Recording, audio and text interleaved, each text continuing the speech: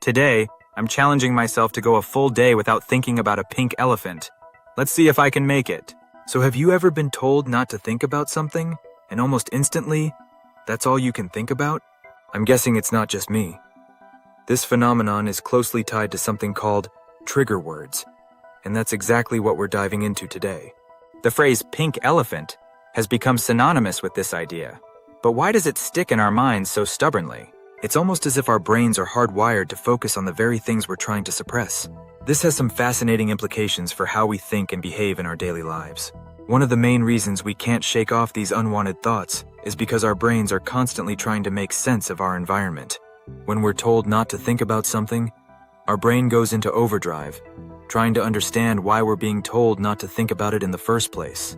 This creates a kind of mental echo chamber, where the more we try to push the thought away, the more it reverberates in our minds. But what's really going on behind the scenes?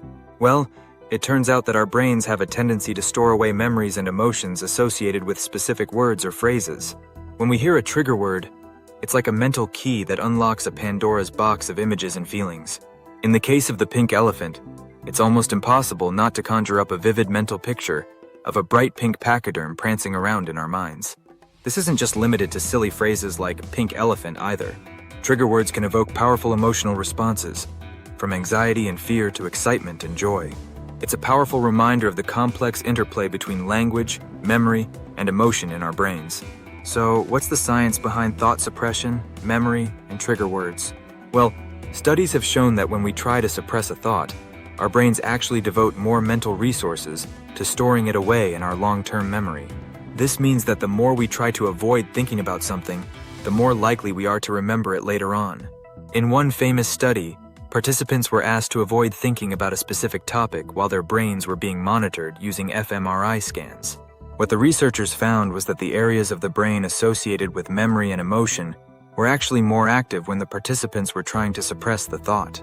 It's almost as if our brains are working against us when we try to push away unwanted thoughts. This has some profound implications for how we approach thought suppression in our daily lives.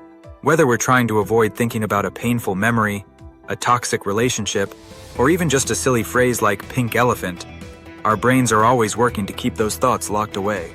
But by understanding how trigger words work, we can start to take back control of our own minds. The more we try to avoid thinking about something, the more it dominates our thoughts. This is the main insight we can take away from today's exploration of trigger words. It's a powerful reminder that our brains are wired to focus on the things we're trying to suppress, and that language plays a huge role in shaping our thoughts and emotions. So, there you have it, the fascinating world of trigger words and thought suppression. Remember, language has incredible power over our minds, and understanding how trigger words work can help us take back control of our thoughts and emotions. If you've ever had a trigger word or phrase that stuck in your mind, I want to hear about it in the comments below. And if you're new here, consider subscribing for more intriguing psychology insights and explorations of the human mind.